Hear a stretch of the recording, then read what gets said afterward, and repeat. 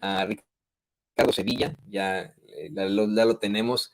Le pido de hecho al equipo que quite esta parte, grábenos para darle la bienvenida a nuestro compañero y amigo Ricardo Sevilla aquí a Sin Censura. Querido Ricardo, bienvenido a un día tan noticioso, tan fuerte. ¿Cómo estás?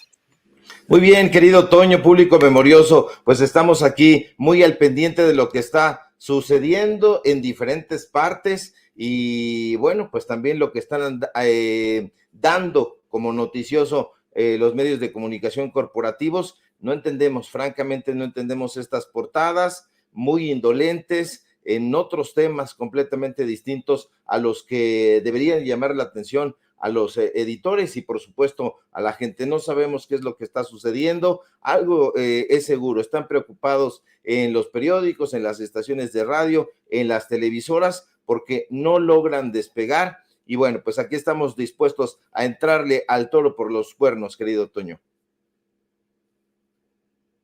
Así es, querido Ricardo, pues ¿qué te parece? Empezamos con tu tema de hoy, la investigación en Sin Censura, que creo que pues vale la pena hoy mencionar. Es absolutamente necesario que hoy hagamos este tipo de planteamientos aquí en Sin Censura. Hay que vincularlo a lo que está ocurriendo en estos momentos con los medios de comunicación corporativos, con las declaraciones que hace el presidente precisamente sobre cómo ignoran el caso de Genaro García Luna y que si lo llevan es para difamar, pues que entre estos que encabezan esta intelectualidad y vamos, pseudo periodismo, está Héctor Aguilar Camín.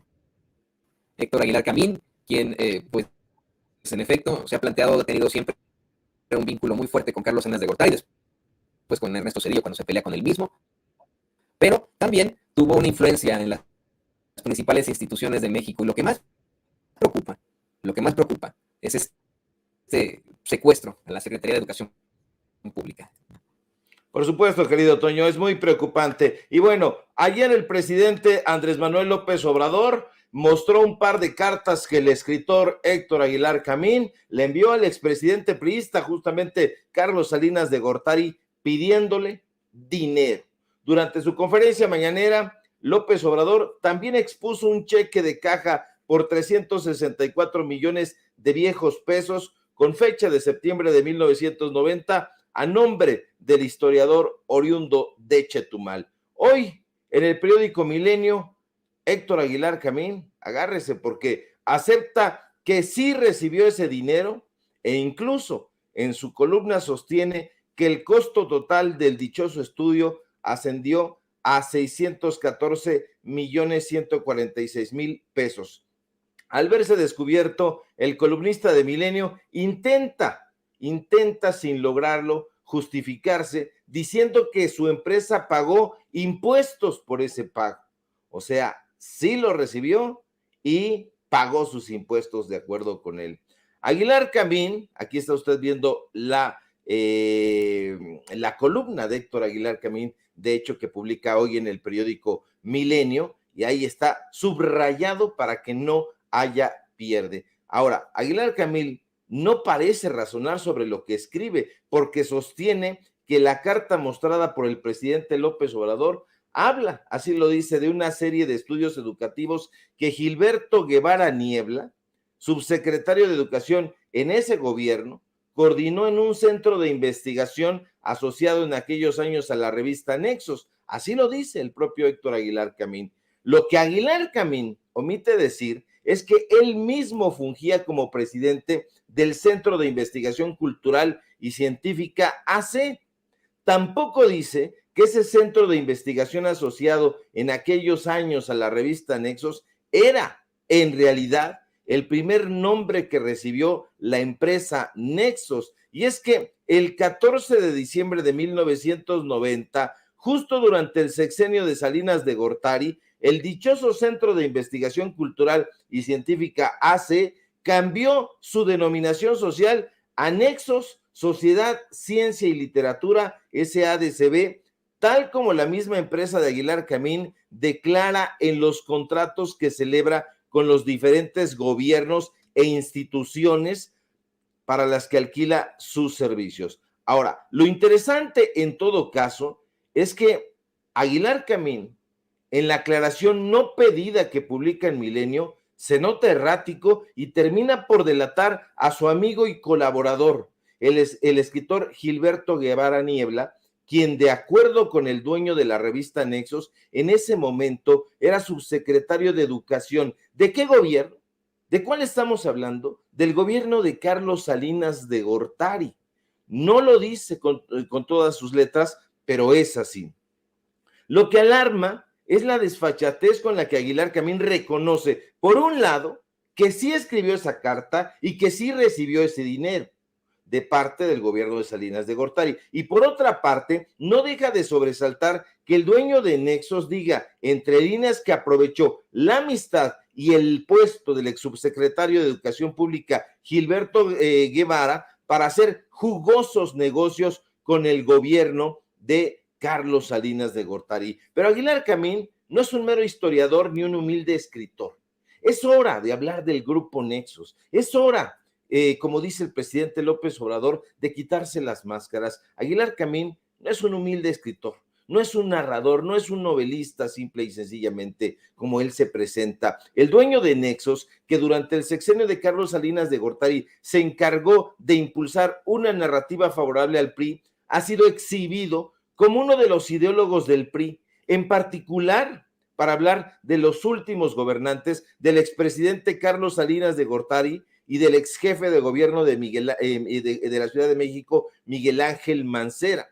De hecho, es importante recordar que a finales de 2015, Aguilar Camín, con el apoyo precisamente de Miguel Ángel Mancera, implementó círculos de lectura en la Secretaría de Educación de aquí, del Distrito Federal, para influir directamente sobre lo que se leía en la capital del país. Y es que tras recibir un monto de 2.496.975 pesos, la empresa de Aguilar Camín se comprometió con la SEDU a implementar el servicio para el desarrollo de estrategias para comprender y disfrutar la lectura. Lo más aberrante de todo fue que los libros que impuso esa estrategia de lectura eran libros publicados por la editorial Cali Arena, otra empresa de Aguilar Camín. Por si fuera poco, la mayoría de los textos eran prologados o escritos por amigos y colaboradores de Aguilar Camín. ¿De quién estamos hablando? Estamos hablando de Rafael Pérez Gay, estamos hablando de Héctor de Mauleón, estamos hablando de Luis Miguel Aguilar Camín, el hermano de Héctor, estamos hablando de José Joaquín Blanco, estamos hablando de José Waldenberg, es decir, el grupo Nexos. Héctor Aguilar Camín definitivamente quería imponer un cúmulo de lecturas afines a su pensamiento, un pensamiento de derecha, un pensamiento conservador. Pero no era la primera vez que el dueño y director de la revista Nexos intentaba influir sobre el sistema educativo mexicano. No, durante los sexenios priistas, como dices bien, Toño, era conocida su perniciosa influencia sobre la Secretaría de Educación Pública. No obstante, esa influencia, que ya era grande, se hizo mucho más patente y poderosa durante el sexenio de Enrique Peña Nieto. Pero lo que hasta ahora no había sido revelado es el apoyo publicitario que Aguilar Camín dio a la mal llamada reforma educativa implementada por el expresidente priista Enrique Peña Nieto. Lo curioso es que Gilberto Guevara Niebla, ¿sí?, el amigo del que habla hoy Héctor Aguilar Camín, y que fue subsecretario de Educación Básica en el sexenio de Carlos Salinas de Gortari, volvió a ocupar ese puesto de 2018 a 2019, es decir, durante el sexenio de Enrique Peña Nieto. Su amistad y cercanía con los tres secretarios de Educación Pública del peñanietismo, Emilio Choaifet, Aurelio Nuño Mayer y Otto Granados Roldán, que los está usted viendo ahora mismo en su pantalla, se vieron reflejados en contratos millonarios que hicieron prosperar las empresas de Aguilar Camín. Hasta hoy se rumoreaba que las empresas de Aguilar Camín, Cali Arena, Nexo, Sociedad, Ciencia y Literatura, habían sido beneficiadas por los gobiernos priistas y panistas, sobre todo en épocas de Enrique Peña Nieto. El rumor se ha difuminado y ha dado paso a un hecho verificable. El sexenio de Peña Nieto sí favoreció a Héctor Aguilar Camín. De acuerdo a diferentes contratos, facturas y testimonios a los que pudimos acceder y que les vamos a ir colocando justamente ahora mismo en su pantalla, como los está usted viendo, la empresa Nexo Sociedad, Ciencia y Literatura ayudó a impulsar las reformas del gobierno de Enrique Peña Nieto y en particular asistió, ayudó, socorrió a la Secretaría de Educación Pública para fortalecer la campaña Reforma Educativa. Así como está usted viendo estas facturas y estos contratos a los que este medio de comunicación tuvo acceso, no se habían dado a conocer, se infería, se creía que había una narrativa favorable de parte del grupo de Aguilar Camín, pero hasta este momento no se habían dado a conocer los datos duros, los documentos, y recibió Héctor Aguilar Camín más de 5 millones de pesos de parte de la Secretaría de Educación Pública por impulsar estas diferentes campañas a favor de esta mal llamada reforma educativa. Decía el presidente López Obrador que es importante, que era importante hablar del grupo Nexos y nadie le había tomado la palabra desafortunadamente, pero nosotros que conocemos un poco el medio cultural, el medio intelectual, reconocemos a varios de estos personajes. Contratos, Toño, de 1,077,585 pesos, contratos de más de 2 millones de pesos, concretamente 2,362,556 pesos, contratos de más de 800,000 pesos, facturas de más de 240,000 pesos, notas de pago, cartas que revelan la estulticia de este personaje y que nos hacen ver, ya no pensar, sino ver con datos verificables que Héctor Aguilar Camín es un ideólogo de la derecha, pero no un ideólogo convencido, no, es un mercader que se disfraza, al igual que su amigo Enrique Krause, de un historiador, de un intelectual, de un escritor, pero que no lo es. En realidad es un empresario cultural, llamémoslo así, pero siempre interesado y sobre todas las cosas en ideologizar al pueblo de México. Está imponiendo una narrativa desde hace mucho tiempo y a lo largo del día estaremos publicando en Twitter estas facturas que damos a conocer en exclusiva para Sin Censura, estos contratos y las fotografías para que usted sepa exactamente en dónde están ubicados estos personajes, porque todo el grupo Nexos, que va de Denise Dresser a Luis Miguel Aguilar Camín, de Héctor Aguilar Camín a Héctor de Mauleón, de Leo Zuckerman a Otto Granados, y todos estos personajes están ubicados en lugares muy determinados para poder hacer prosperar este negocio que está disfrazado, querido Toño, público memorioso, de periodismo, de análisis histórico y que francamente no lo es. Las facturas, los contratos son copiosos, los estamos todavía reuniendo. Aquí está usted viendo una buena parte de ellos, pero los vamos a ir publicando para que usted sepa cuáles son los datos duros, y esto es lo que les compartimos el día de hoy, querido Toño. Querido Ricardo, le voy a pedir al equipo de producción que nos graben esto, que fíjate, en efecto, a lo que nos enfrentamos en estos momentos es a una guerra de narrativas, de ideologías. Siempre juego con la idea, al plantearle esto, por ejemplo, a mi esposa o a personas en mi círculo personal, cómo es que en el pasado se libraban muchas guerras violentas, físicas, todavía existen. México está en medio de una guerra terrible después de que Felipe Calderón abriera las puertas del infierno para todos los mexicanos con su supuesta guerra.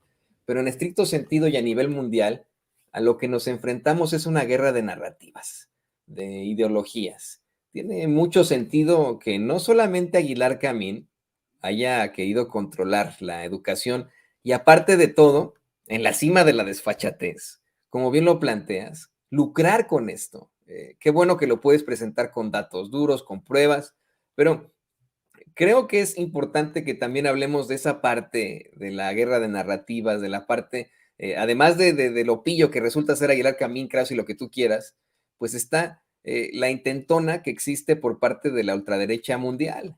Hoy una reportera extranjera de nombre Alejandra Crismar Lujano Delgado le planteó al presidente que pues su audiencia latinoamericana de los medios que representa, le importa mucho la opinión de alguien como Andrés Manuel López Obrador, que está resultando ya ser pues un líder no solo de la región, sino del continente.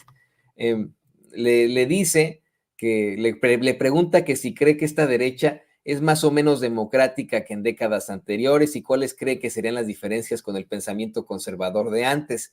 Y el presidente le dice que es la misma derecha, solo que esta es simuladora. Y habla precisamente de lo que tú nos estás planteando, de las simulaciones que se hacen en instituciones como la Secretaría de Educación Pública.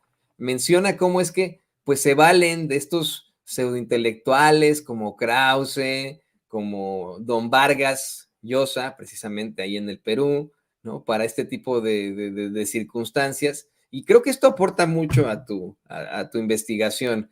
Considero que pues en todo caso también es importante que planteemos cómo es que no solo están lucrando con estas situaciones como tú bien planteas, sino que quieren instalar un pensamiento ahora que la situación se les está saliendo de las manos, Ricardo. Sí, por supuesto, Toño. Hace unos días, por ejemplo, Daniela Barragán, compañera de Sin embargo, presentaba una factura precisamente de los libros que vendían de Ricardo Monreal en el Senado de la República. Pagaron 2,000 pesos por ejemplar, los estuvieron vendiendo en 500 pesos y eso fue muy extraño. Yo me pregunto, ¿por qué no entrevistaron también a los especialistas en derecho editorial? Y los especialistas en derecho editorial me informaron ayer por la noche que no es posible que esos libros salieran a la venta porque se compraron con dinero del erario. Entonces son libros que se compraron y que estaban obligados a regalar y no lo hicieron. Entonces, ¿qué es lo que está pasando? No solamente con estos casos en concreto de Ricardo Monreal, sino en los muchos casos en donde se pagan a sobreprecio los libros y las revistas y que después se venden y dónde va a parar ese dinero, es justamente lo que hacía Letras Libres, justamente lo que hacía Nexos, pero lo hacían con la federación y con otros estados. Pero eso no quiere decir que no lo estén haciendo.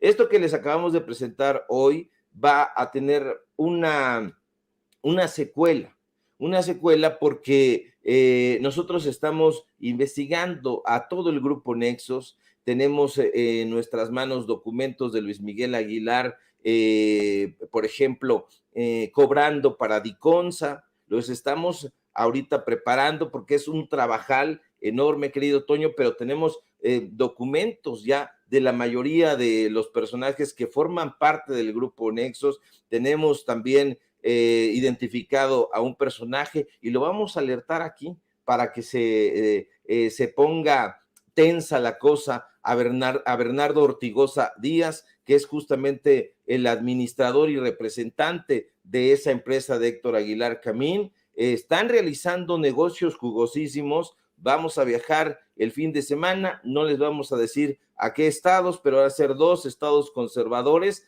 donde pues ya nos dieron a conocer que tienen mucho material de estos personajes, están haciendo triquiñuelas, tienen facturas en sus manos, en varios estados de la República Mexicana. Así que este personaje Héctor Aguilar Camín, que todos los días lanza un dardo pestífero al corazón de la Cuarta Transformación, en realidad tiene otros intereses que están muy lejos de la historia, de la literatura, de la sociología y de todos los presupuestos que se suponía que alimentaban el proyecto que había fundado Enrique Florescano, que fue el fundador de esa revista, de la revista Nexos, pero que están ya muy, muy alejados de su presupuesto inicial y que se han convertido en auténticos sicarios de la pluma, en personajes muy desesperados porque les han cerrado la llave del presupuesto y han tenido que correr a los estados y a los municipios. Nosotros habíamos dado a conocer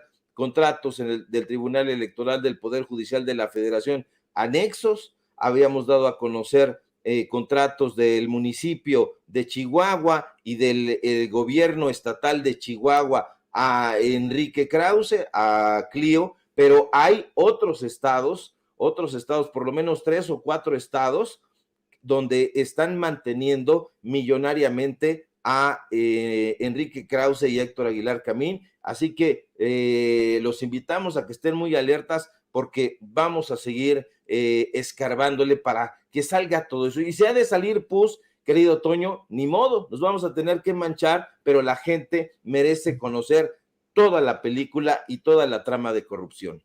Nos la quitamos así, Ricardo, de los brazos, así, nos echamos un baño y se acabó. Tiene que ser exhibido esto hasta sus últimas consecuencias. Ya para cerrar, y le pido al equipo que nos grabe, querido Ricardo, no puedo dejar esta oportunidad de platicar contigo sin, pues, preguntarte tu opinión ante lo que ocurre de la manera más desafortunada ayer en la Cámara de Diputados, cuando, pues, a alguien se le ocurre establecer una mayor multa a quien insulte al presidente de la República en esta verdaderamente arcaica ley sobre los delitos de imprenta. Hoy el presidente López Obrador, al mencionar un tema verdaderamente escabroso en España, indignado, y voy a decirlo con todas sus letras, con todo respeto, muy encabronado con Morena y con los diputados de Morena, asegura que pues le sorprendió que hayan aprobado aumentar esta multa, que pues él no sabe quién hizo eso, que no lo acepta, que no lo promueve y que lo va a vetar. ¿Qué te parece que vemos esta reacción para que, en caso de que el público consentidor no lo haya visto, no lo tuvo en la mañanera? Vea usted cómo el presidente, visiblemente enojado, cuestiona este actuar de los diputados de Morena, específicamente al hablar de la censura que existe en otros países, censura terrible, en la que incluso tienen en la cárcel a un rapero por haber hecho una canción a un rey que debería en todo caso estar en la cárcel por su corrupción. Vamos a ver esta intervención del presidente y la platicamos con Ricardo Sevilla. Las violaciones de derechos humanos, de la falta de democracia, de las imposiciones en el Perú, el que tenga encarcelado al presidente, que además no cometió ningún delito,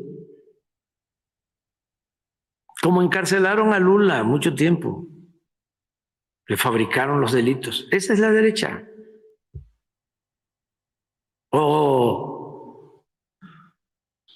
Lo voy a decir, cómo exoneran al rey de España, al rey emérito, y tienen en la cárcel, ya va para 2 años, a un rapero. Y en Barcelona, porque compuso una canción cuestionando a la corte. O sea, como me sorprendió ayer que autorizan en la Cámara que el que insulta al presidente le van a aumentar el castigo, va a tener que pagar 2, 3 veces más. Yo no sé quién hizo eso. Sí, pero yo no lo necesito eso. Yo no lo necesito, yo no lo promoví. Sí, lo voy a vetar. Lo voy a vetar, ¿eso para qué? O sea, no, libertad de expresión. Claro, claro, y Y, estoy completamente de acuerdo con el presidente y estoy de acuerdo con su encabronamiento, Ricardo, libertad de expresión. ¿A quién se le ocurrió? Yo te pregunto, sin que vaya con jiribilla esta pregunta, ¿crees que verdaderamente esos diputados hayan buscado establecer algún tipo de sanción para los insultos al presidente? O bien, pues sean infiltrados incluso de la derecha, de los panistas del PRI-PAN-RD, para pues establecer estas controversias, como lobos a la presa. Tan pronto salió esta nota, ahí tenías al Universal, la Reforma, todos, hasta Lili Telles, insultando al presidente y diciendo, pues no nos van a callar, le vamos a seguir inventando su madre, no sé qué, querido Ricardo. Sí, bueno, eso solamente les da pues más justificaciones tontas y ramplonas para seguir insultando al presidente López Obrador. No se le había insultado tanto a un presidente y a lo mejor van a decir, es un cliché decirlo, pero no se le había insultado tanto y me parece tan injustamente como se ha insultado al presidente López Obrador. Sin duda es un presidente que ya lo hemos dicho aquí, puede hablar de literatura, puede hablar de historia, puede hablar de sociología, puede hablar de música, puede hablar de muchas cosas, puede hablar del trabajo, por supuesto, que está realizando y sin prompter y sin tener la lección aprendida de memoria, porque entiende perfectamente y lo entendió desde el principio a qué llegaba a la presidencia de la República, el proyecto que está encabezando desde el comienzo. Estos otros personajes tienen que tener su libretito, tienen que tener su guión para no extraviarse, para no perderse, no tienen una buena coordinación, no está conectada su cabeza con su lengua y por eso dicen tantas majaderías, porque las majaderías, lejos de que nos espanten, son el recurso de cualquier personaje que está rebasado en el planteamiento de las ideas, y es lo que ocurre con estos sujetos. Ya el propio barroco Ángel Verdugo, que expulsaron de Atypical TV y expulsaron de Excelsior, ya salió a decirle a Lili Telles, siendo su amigo, que no le alcanza para la presidencia de la República, ni siquiera, ya no digamos para ganar la contienda, sino ni siquiera para poder ser candidata de la oposición. O sea, imagínate nada más en qué nivel estará Lili Telles y todos estos personajes. Ahora, me extraña mucho que en la derecha no estén penalizando esta actitud de España. A ellos les gusta muchísimo la corona española, hay que recordar, hablando de Carlos Salinas de Gortari, Carlos Salinas de Gortari está naturalizado español, Felipe Calderón también, Enrique Krause lo mismo, José Goldenberg igual, todos estos personajes y además han ido a recibir ahí de la corona española cualquier cantidad de premios, de distinciones, y cuando se trata supuestamente de algo que ellos repudian, que es la monarquía. Ellos se dicen demócratas y están actuando de otra manera. No es la primera vez que una monarquía reprime a los músicos. Se ha hecho prácticamente desde épocas remotas. Las monarquías siempre han mandado a encarcelar o siempre mandaban encarcelar a los juglares que les eran incómodos, y eso sucedió incluso a finales de la década de los 70, precisamente en la monarquía inglesa, cuando metieron a todos los Sex Pistols al bote porque estaban diciendo que maten a la reina, por ejemplo, en una embarcación. Entonces No, y aparte la canción que tienen tan bonita, ¿cómo va esta canción? Ahorita te la voy a buscar, pues sí es cierto, los Sex Pistols, tienes toda la razón.